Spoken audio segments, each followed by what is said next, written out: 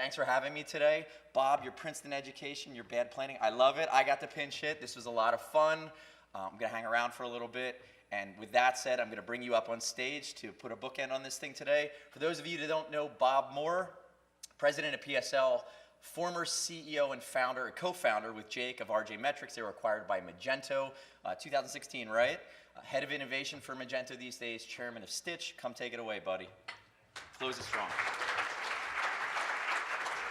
Do it. Thank you so much. Can we take a minute and just thank Anthony Bucci for all his hard work today? I had a Stitch board meeting this morning, and I knew that Founder Factory was going on, and Rick was doing the opening remarks, and Anthony was doing the emceeing. And I looked down at my phone in the middle of this board meeting. I try not to look at my phone too much, but it says I've got like 10 new text messages. And I say, oh my God, what's happening over at Founder Factory? And I open my phone, and it just says, Bob Barker, Richard Dawson.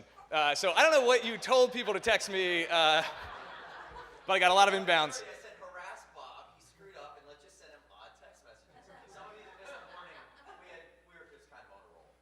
Mission accomplished. I'm really excited to spend a little bit of time just before we open up the bar today. You know, we spent all day talking about companies, and we talked about how to really move your company forward regardless of the stage or the sector. I wanted to spend a little bit of time talking about communities, because in addition to participating in the company that you participate in, that's kind of the reason that you came today, you all also participate in a community, which is our community. It's the Philly startup community. And I think there's a lot of really amazing, exciting stuff that is worth kind of taking a few minutes to reflect on at the end of the day here, and kind of to provide us maybe some cool stuff to talk about at happy hour and beyond. So, you know, there's a lot of ways to think about the startup life cycle, but we talked a lot about sales and marketing today, and if you look at startups from a community standpoint, one way to think about it is kind of that if you look at a portfolio of companies that exist in a city, it's a little bit like a conversion funnel. You've got a lot of people that can come in at the top of the funnel that are just at the beginning, maybe thinking about quitting their jobs, maybe working through some ideas. You've got companies that get to that launch stage. You've got people that make it past the launch and get their products out and kind of get to the seed stage.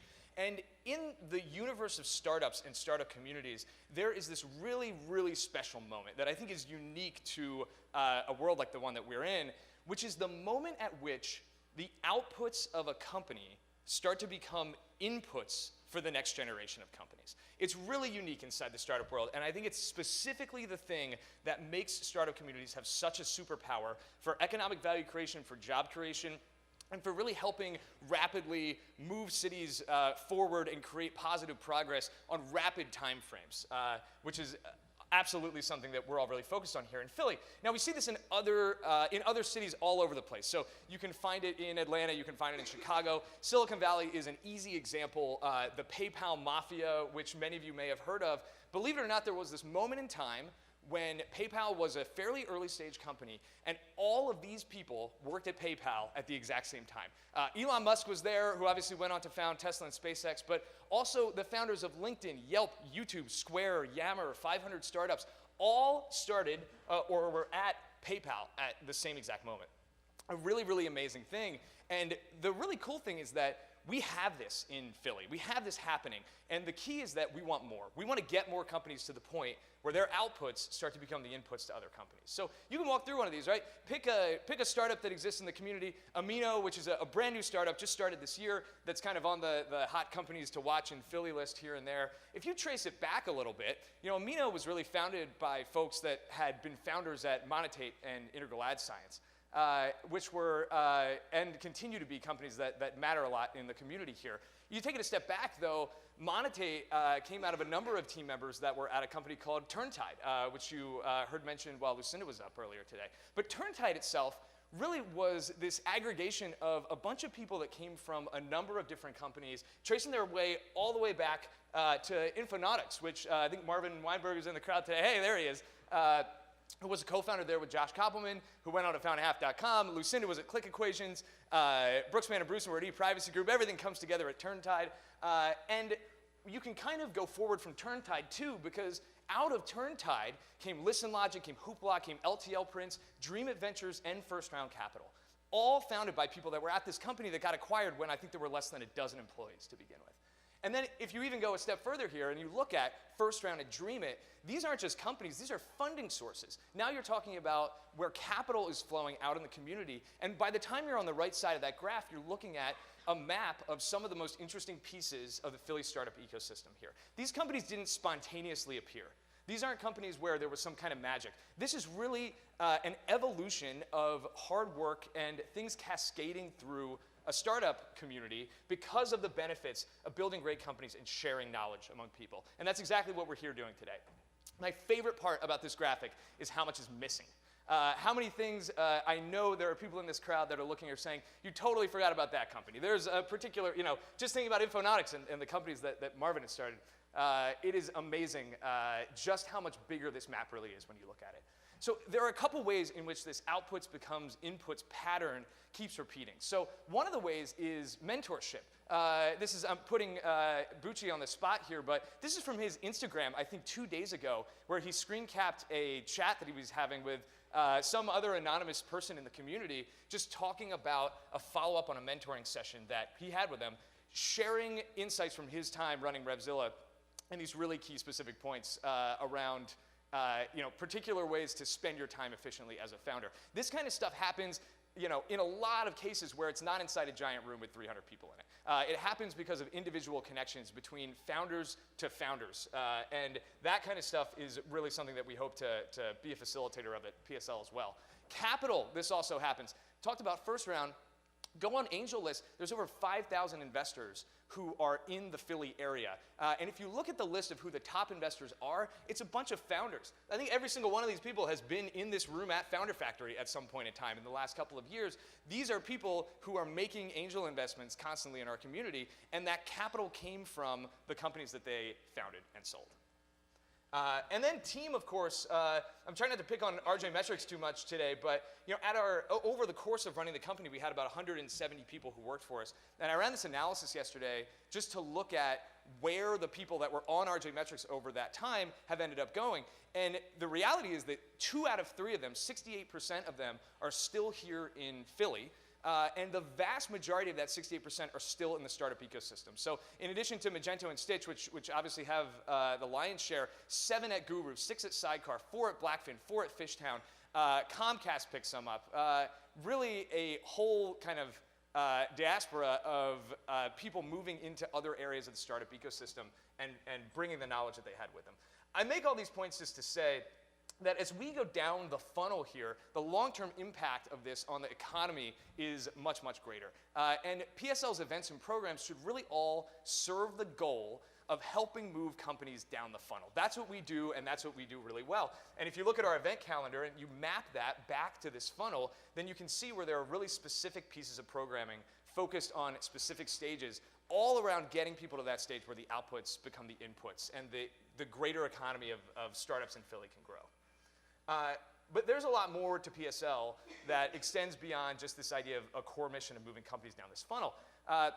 There's a lot going on in Philly right now that it's worth getting excited about. Philly obviously is a city with a lot of challenges around poverty, around the state of the education system. But there are some positive trends that I think are also inputs to the work that we do in the startup economy that are worth talking about and leveraging, because I think they give us an opportunity to do good and important work. One is that the population of this city is really growing steadily for the first time after quite a lull there for quite a few years in the early 2000s. One is that job growth in the city overall not only has continued to rise, but in the most recent year actually rose at a quicker rate than the national average. And another thing that is really exciting is that we have this amazing university system here. It is really one of the main things that Philadelphia is known for on a more national level, and our students, our graduates, are increasingly likely to stay here after they graduate. And that represents a talent pool. It represents an amazing resource for everybody in this room that's looking to build companies and do great things. And in the course of that, this amazing thing has happened with PSL, which is that you get this inherent growth where the startup economy is growing, the number of people starting companies is growing, the number of people interested is growing, and we go from a place where we have this amazing grassroots organization started by a few folks that were doing happy hours to the point where we've got a community of nearly 4,000 people on the listserv, 1,500 on Slack, and the potential of that community is growing. And that also means that our responsibilities are growing as a community as well. So one of the things that I'm laser focused on for 2018, and I'm going to talk about the board a little bit, and the board is laser focused on, is this better articulation of PSL's mission, vision, and values. It's something that when you start companies, you think a lot about these things. And I've talked a little bit about mission and vision here in and around that startup funnel and the work that we do. But I want to spend a little bit of time on core values, because I care a lot about this in companies, and I think that it applies really well to PSL if you look at it through that lens. Good core values are trade-offs. So some companies have core values that are integrity and quality. I really think integrity and quality are important things, but those are not core values that actually enable you to make decisions differently. That if you're in an argument in a room where big decisions are getting made, where you can actually apply them as a lens through which to view what the right thing to do is. It's core values that I really like, things like Facebook's move fast and break things, that is a trade-off. That is an active decision to actually ship code faster, even if it is at the expense of the quality of the things that are being shipped, for the sake of having more information. Ben & Jerry's strive to minimize our negative impact on the environment. Again, this is not something that is kind of implicit or inherent to a company that is in the food manufacturing business. In a lot of cases, the opposite of that is kind of the default. So this is an active choice to run their business in a particular way that defines their ability to say we've succeeded or we've failed. And at Google, best to do one thing really, really well. At this point in time, I don't know that they're living up to that core value, but at the core there, it's a trade-off, right? You're saying we are going to choose to do fewer things and focus on quality in a lot of ways. So these are through lines. These are ways in which companies make decisions and fulfill their missions. And to me, this is where the diversity and inclusion topic around Philly Startup Leaders comes into play, because I think really at the core of how we operate at PSL needs to be, and built into our core values as we build them up in 2018 with our new board, is really this concept that a startup community, no matter how vibrant it may be from an economic standpoint, ultimately is a failure if it is not diverse, inclusive, equitable, and really representative of the city in which it exists. And this is really where I think we can create kind of a core understanding in our community and among our leadership that really allows us to have programming and events and content and mentorship programs that are able to really be reflective of focus and commitment around diversity, equity, and inclusion. So at the core values level, you kind of plant these seeds, and there's an ability to kind of push that out forward. So on that note, I want to talk about the board, because when I joined as board president a couple of months ago, I learned about just the bylaws of the organization and how the board works. The board was at about a half a dozen people, and it's really been an amazing opportunity to kind of identify that by the bylaws of PSL, our board can actually be as large as 11 people. And there is a 2-year term for board members. They are renewable. You can stay on for more than 2 years if it's mutually agreeable. But they're really timed so that we get a lot of opportunity to constantly reinvent the board so that it's reflective of our community and the people whose voices kind of reflect the work that we want to do as an organization. So the existing board votes on the admission of new members. And one thing that I just want to say to everybody is we are constantly on the lookout for new nominations for the board. So because of the way this cycle works, every single year there's an opportunity for as many as 6 people to kind of cycle on or off of the board. We've got this email, engage@phillystartupleaders.org. Every single board member can accept new nominations, and you'll see who the board is in a minute. But I really want to encourage everybody not to wait for the end of the year, not to wait for a call for nominations. Have a constant conversation around there's somebody in the community that has an opportunity to give back and spend time, and please send them our way. So this is PSL's 2018 board, and I'm so excited and proud of all these folks. A bunch of them are in the room now, but I will really just briefly go through the list. Myself, Rick Nucci from Guru is serving as our board chair. Morgan Berman from Milk Crate, Liz Brown from WebGento, Luke Butler from Curelate, formerly City of Philadelphia. Bridget Daniel from Wilco and Mogolet is joining as a special advisor, particularly focused on D&I. Emily Foote from Practice, who, give it up for Emily, who sold her company last week. An awesome deal for everybody involved there. John Gossier from Southbox, Prasanna from Smarty Pal, who you saw earlier today. Jen Mayer from 1776 and Benjamin's Desk. Todd Outen, serial entrepreneur from the Item Ventures and a number of ongoing ventures. And Chris Wink, publisher and CEO over at Technically. This board makes me so happy because I think that across the experiences they've had, the companies that they represent, the folks that they do work with outside of PSL really is able to engage in a great conversation about the work that we should be doing and where we should focus our energies. So please join me in just thanking every single one of these volunteers because they're volunteering their time to spend up there. So.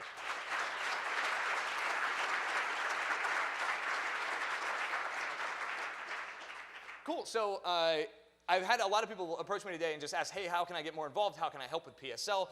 There's a lot that all of us can do from a volunteering standpoint. Just reach out. Find us on Slack. Email engage at phillystartupleaders.org. Events like this only happen because of the really hard work of not just our amazing staff, but also the volunteers who spend their time pulling things together. There's a lot of opportunity for mentorship here. If you feel like you've got a certain skill set or experiences and you wish you were having those text message conversations, but you just haven't been connected with the right folks, or if you're on the other side and you really, really, really want Bucci's cell phone number, there is a great way to do it. Again, get in touch with engage at phillystartupleaders.org, and this is, we're in the business of helping facilitate these connections, and we want to keep working on that.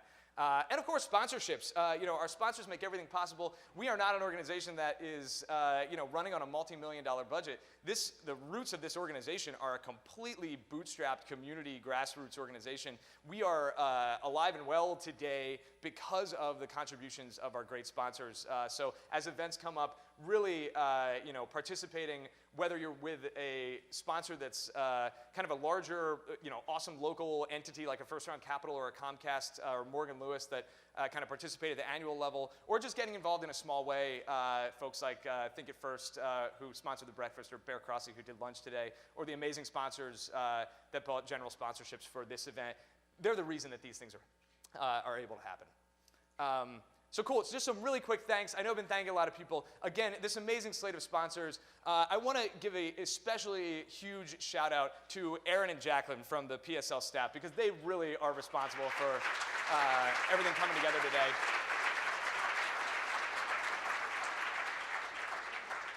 They were aided by an awesome team of volunteers who have stepped up, and I think you've met a number of them throughout the course of the day here. Also, our speakers, this is hands down a record number of people that bought tickets on their own dimes, got on airplanes, flew here, stayed in hotel rooms so that they could come up on the stage and speak to you today, and I cannot thank them enough for doing that. So please join me in thanking our speakers here.